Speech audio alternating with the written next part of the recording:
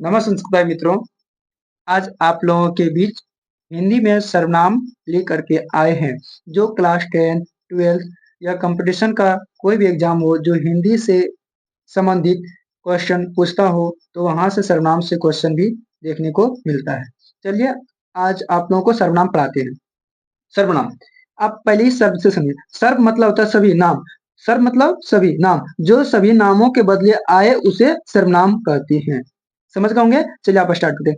जो शब्द सर्वनाम किसे कहते हैं? जो शब्द संज्ञा के स्थान पर प्रयोग होते हैं उन्हें सर्वनाम कहते हैं। यानी ये बोला गया कि जो हम लोग संज्ञा पढ़े होंगे, जैसे मोबाइल हो गया, राम हो गया, मोहन हो गया, सोहन हो गया, पटना हो गया, कलकत्ता हो गया, दिल्ली हो गया, गाँव हो गया, लड़का। इसके स्थान पर हम सर्वनाम का प्रयोग करते हैं, यानी इसका हम प्रयोग करते हैं, उससे ही हम लोग सर्वनाम करते हैं। वही लिखा हुआ है कि जो शब्द संज्ञा के स्थान पर प्रयोग होते हैं उन्हें सर्वनाम कहते हैं। सर्वनाम का प्रयोग हम क्यों करते हैं? तो ये इस लाइन में देखिए। सर्वनाम संज्ञा की पुनरावृत्ति को रोककर वाक्य को सौंदर्यपूर्ण बनाता है। यानी सर्वनाम का प्रयोग हम लोग इसलिए करते हैं क्योंकि जो वाक्य हो, यानी जो वाक्य हो, उसको वाक्य को सौंदर्यपूर्ण बनाए, इसलिए कर हम लोग सर्वनाम का हम लोग प्रयोग करते हैं। जैसे कुछ वाक्य लिखे हुए हैं, इसको आप ध्यान से सुनिए। जया एक धार्मिक महिला है। जया हर रोज मंदिर जाती है। जया का पति हर एक सज्जन है। जया का पति भी मंदिर जाता है। देखिए, अब हम ये संज्ञा यहाँ भी संज्ञा है। अब इसके स्थान पर हम सर्वनाम का प्रयोग करेंगे। जैसे जया एक धार्मिक महिला है, इस जया के स्थान पर हम वह का प्रयोग करेंगे। वह हर रोज मंदिर जाती है। जया का के स्थान पर हम उसका प्रयोग करेंगे। उसका पति एक सज्जन है। जया का पति, इसके स्थान पर हम वह सर्वनाम का प्रयोग करेंगे। वह भी मंदिर जाता है। चलिए एक बार फिर पढ़ देता हूँ। जया एक धार्मिक महिला है। वह हर रोज मंदिर जाती है। उसका पति एक सज्जन है। वह भी मंदिर जाती है। आप लोगों को समझ में आ गया हो क्यों करते प्रयोग? चलिए आगे बढ़ते। देखिए, सर्वनाम सर्वनाम के जो दो भेद होते हैं। सर्वनाम के दो भेद, एक रूप या उत्पत्ति के आधार पर होते हैं, दूसरा प्रयोग या व्याकरण के आधार पर होते हैं। और रूप या उत्पत्ति के आधार पर दो होते हैं। रूप या उत्पत्ति के आधार पर दो, अब प्रयोग या व्याकरण के आधार पर 6 होते हैं। आप लोग बोलते होंगे कि तो व्याकरण के हम लोग तो 6 वेद पढ़े होंगे। हाँ मित्रों, आप लोग व्याकरण के 6 वेद पढ़े। ये प्रयोग या व्याकरण आधार पर 6 हैं, लेकिन व्याकरण का मूल बोले व्याकरण तो 2 भाग में बटा हुआ है। एक रूप या उत्पत्ति के आधार पर, एक व्याकरण के आधार पर। जो एग्जाम में पूछा जाता है वो इससे, ये एग्जाम में सबसे ज्यादा पूछा जाता है ये। यानी व्याकरण या प्रयोग के आधार पर कितने हैं? तो 6। और हम लोग के एग्जाम में पूछता है क्लास 12th या 10th में पूछता है व्याकरण के कितने वेद हैं? तो 6 वेद मारते हैं हम लोग, 2 नहीं मारते। आगे वीडियो में हम बताएंगे आप लोग को, पहले से देखिए। रूप या उत्पत्ति के आधार पर 2 वेद होते हैं। रूप के आधार पर सर्वनाम के 2 वेद होते हैं। एक होते हैं मौलिक सर्वनाम, एक होते हैं यौगिक सर्वनाम। एक होते हैं मौलिक सर्वनाम, दूसरा होता है यौगिक सर्वनाम। मौलिक मतलब होता है मूल या ओरिजिनल, जिसको बोलते हैं हम लोग सर्वनाम। यौगिक मतलब होता है जो किसी से मिल करके बना हो, उसे यौगिक बोलेंगे। देखिए, मौलिक सर्वनाम, सर्वनाम का जिस रूप में जन्म हुआ है उसे मौलिक सर्वनाम कहते हैं। यानी यहाँ बोला गया सर्वनाम का जिस रूप में जन्म हुआ है, यानी सर्वनाम का जिस रूप में जन्म हुआ है, यानी जिस रूप में उसका जो जन्म हुआ है उसे मौलिक सर्वनाम कहेंगे। जैसे इनकी संख्या 11 होती है। मैं, तू, आप, यह, वह, जो, सो, कौन, क्या, कोई, कुछ, ये मौलिक सर्वनाम होते हैं 11। और एग्जाम पूछा जाता है कि सर्वनाम की संख्या कितने होते हैं? तो 11 मारना है मित्रों, 11 होते हैं। लेकिन सब लोग 6 मार के आते हैं कि सर्वनाम के प्रकार पूछ रहे हैं। सर्वनाम के प्रकार पूछिए तब 6 मारना है। ये व्याकरण के आधार पर सर्वनाम कितने होते हैं? 6। प्रयोग के आधार पर सर्वनाम कितने? 6। लेकिन ये पूछे कि सर्वनाम की संख्या कितने होते हैं? तो 11 मारना है। ये मौलिक सर्वनाम होते हैं। इसी से बन करके यौगिक सर्वनाम बनेंगे। देखिए, यौगिक सर्वनाम, जब मूल सर्वनाम पर लिंग, वचन, कारक आदि का प्रभाव पड़ता है तो यौगिक सर्वनाम बनता है। यानी मूल सर्वनाम जो है, ये मूल सर्वनाम है, इस पर लिंग, वचन या कारक का इसमें प्रभाव पड़ेगा तो ये यौगिक सर्वनाम बनेगा। जैसे हम लोग मौलिक सर्वनाम, ये मैं, तू, वह, जो, ये कुछ है, इतना है, और फिर आगे बताएंगे।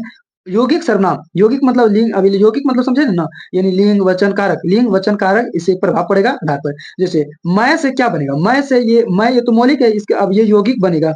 मैंने, मुझे, मुझको, मेरा, मेरी, हमारा, हमारा, हम, हमको, हमारी, हमें, इत्यादि ये बनेगा। और बन सकता है। और देखिए, तू से क्या बना? तू से बना तूने, तुझे, तुमको, तेरा, तेरी, तुमको, तुमसे, तुम्हारा, तुम्हारी, तुम्हें, आदि। अब एग्जाम पूछता है कि तुम्हारा, ये तुम्हारा का मूल सर्वनाम क्या होगा? तो तुम्हारा का मूल सर्वनाम होगा तू। तुम का मूल सर्वनाम क्या होगा? तू होगा। वह, देखिए वह का, वह, वह से वह ये मौलिक सर्वनाम है, इसका यौगिक सर्वनाम ये है। उसने, उसका, उसकी, उसके, उन्हें, उनका, उनकी, उन्होंने इत्यादि ये बनेंगे। जो से बनेगा जिसने, जिसे, जिसको, जिन्होंने, जिनकी, जिनसे इत्यादि ये बनेंगे। पूछेगा जिन्होंने, जिन्होंने इसका मौलिक सर्वनाम क्या है? तो जो होगा। पूछेगा हम का मौलिक सर्वनाम क्या होगा? तो मैं होगा।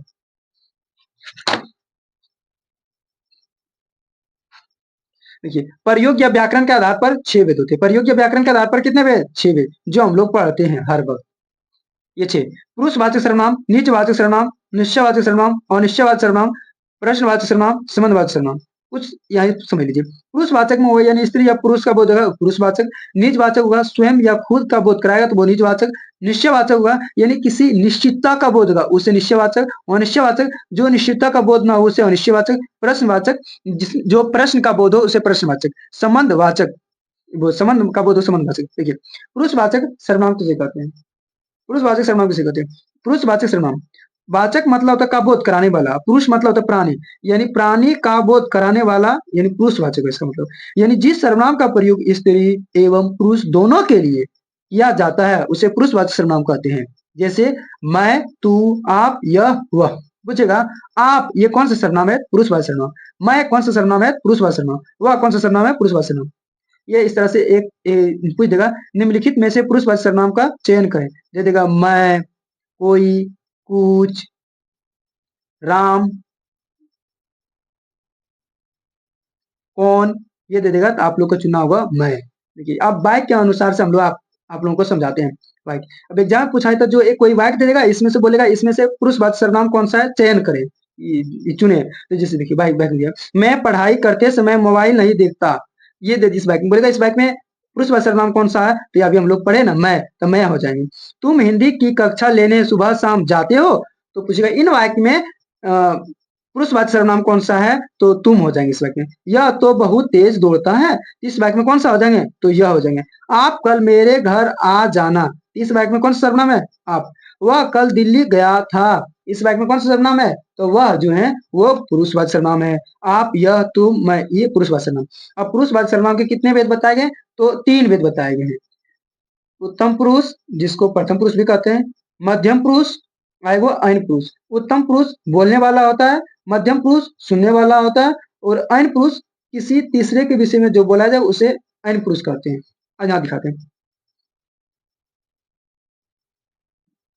उत्तम पुरुष या प्रथम पुरुष, वक्ता, वक्ता अपने लिए जिस सर्वनाम का प्रयोग करता है उसे उत्तम पुरुष कहते हैं। जैसे मैं से ये मौलिक था, मैं से बनेगा मेरा, मेरी, हम, हमारी, हमारा। कुछ अब एग्जाम पूछेगा कि हमारा ये कौन सा पुरुष है?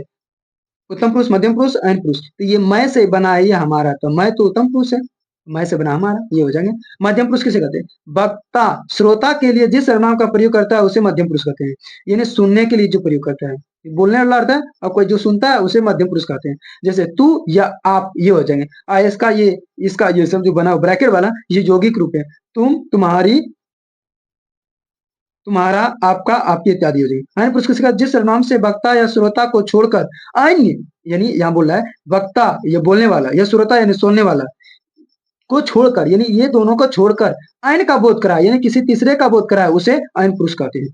जैसे वह, यह, इसका यौगिक रूप हो जाएंगे ये, वे, इनका, इनकी, इन्हें, इन्होंने या उन्हें, ये भी हो सकते हैं इत्यादि। जैसे एक वाक्य के अनुसार समझाते हैं, तीनों को उदाहरण बताते हैं। मैंने आपको बताया था कि वह आज नहीं आएगा, तो ये मैंने जो हो गया, ये मैंने हो गया उत्तम पुरुष, आपको हो गया मध्यम पुरुष, वह हो गया ऐन पुरुष हो गया।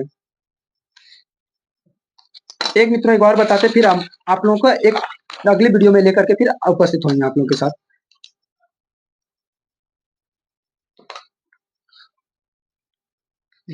नीचवाचक सर्वनाम किसे कहते हैं?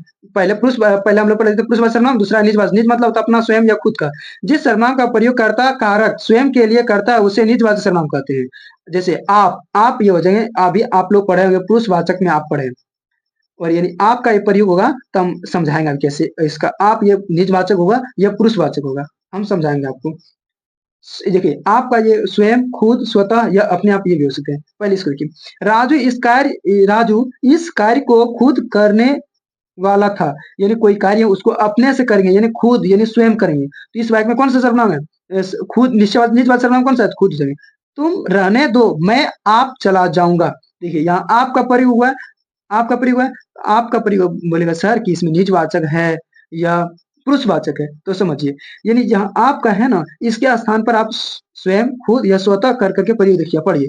तुम रहने दो, मैं आपके स्थान पर कीजिए आप स्वयं चला जाऊंगा। फिर से पढ़ते हैं, तुम रहने दो, मैं स्वयं चला जाऊंगा।